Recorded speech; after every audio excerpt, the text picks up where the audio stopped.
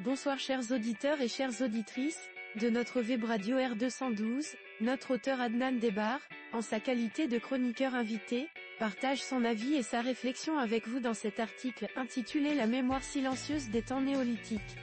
Le voici en podcast pour vous. Adnan Debar entame sa présentation du sujet en attirant notre attention sur une période souvent ignorée et pourtant fondatrice.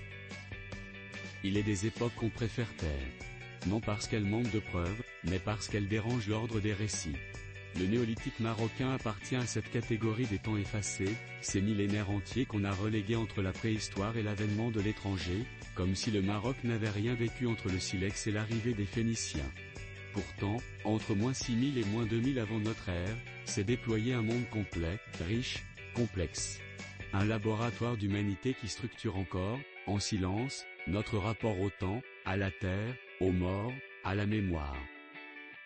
Adnan Debar souligne la façon dont notre récit historique a été tronqué de la manière suivante. Dans les manuels, l'histoire commence souvent avec Carthage ou Rome. Mais sous les collines arides et les vallées fertiles du Maroc dort un héritage plus ancien, plus profond, celui des premiers bâtisseurs de sens, de ceux qui ont appris à vivre avec la nature sans la dominer, à créer sans monumentalité, à tisser l'humain dans la durée. Ceux qui, sans épée ni palais, inventèrent l'avenir. L'auteur met en lumière la richesse insoupçonnée des sociétés néolithiques du Maroc.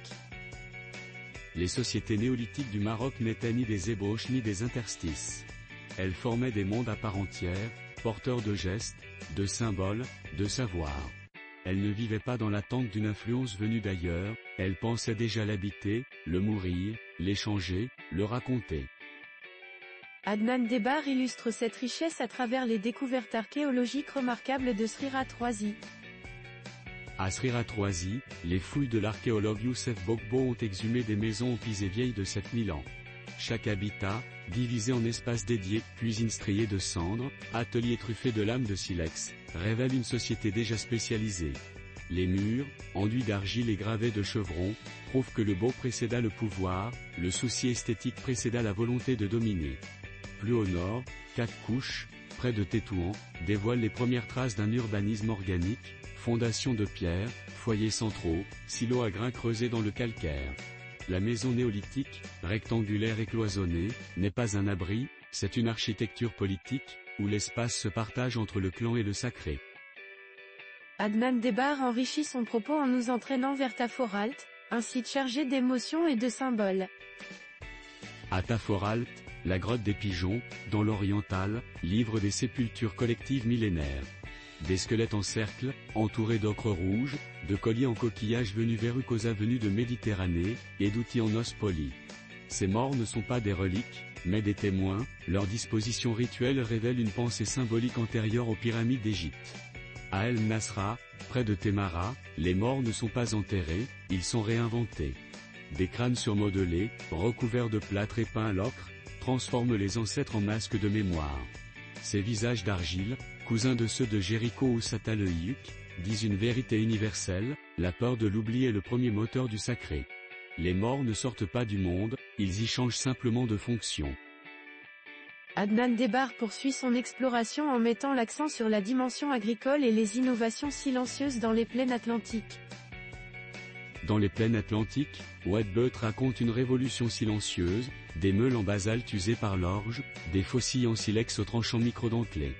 Ici, des agriculteurs inconnus domestiquèrent des légumineuses sauvages 3000 ans avant Jésus-Christ, irriguant leurs champs grâce à des canaux invisibles, une innovation née des contraintes du terrain, sans modèle importé, preuve d'une intelligence locale.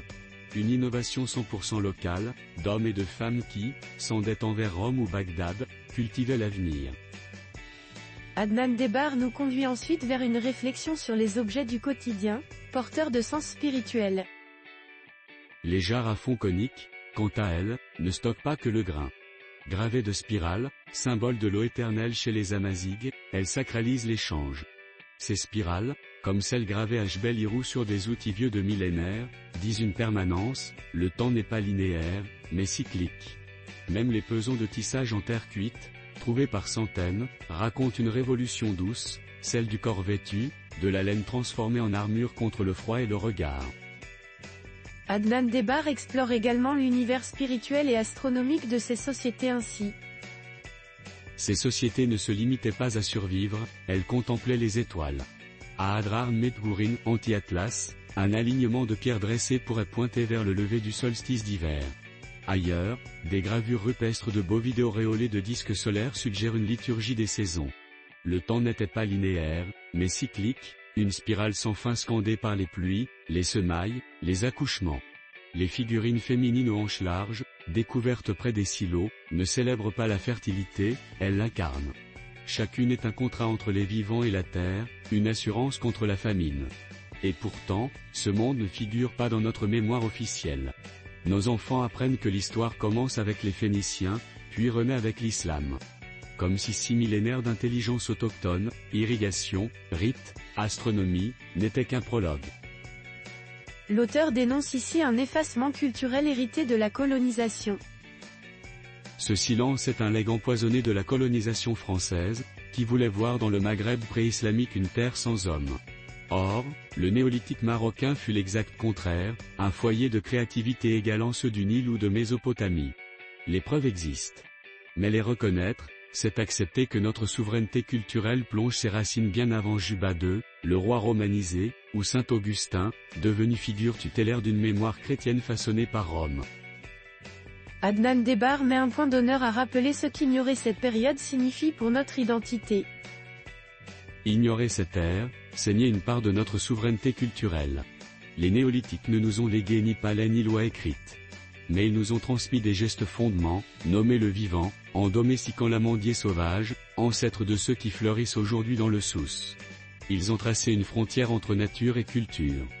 Dompter le temps, en calant les semailles sur le cycle de Sirius, étoile clé du ciel amazigh. Sacraliser l'invisible, en enterrant leurs morts avec des graines d'orge, promesse de résurrection végétale. Ces femmes et ces hommes ont pensé l'espace, habité le ciel, enfoui les morts comme des promesses, lié la matière au sens. Ils sont les architectes silencieux de ce que nous sommes devenus. Le chroniqueur invité termine sa réflexion en insistant sur l'importance de redécouvrir cet héritage méconnu en ces termes. Le néolithique n'est pas un entre-deux. C'est un monde en soi. Il est la première architecture mentale du Maroc. Redécouvrir ces premiers Marocains, c'est libérer le récit national d'un oubli stratégique. C'est réapprendre à regarder sous nos pas, dans la poussière, le calcaire, le pollen. Là où l'humain marocain s'est d'abord levé pour bâtir, transmettre et croire.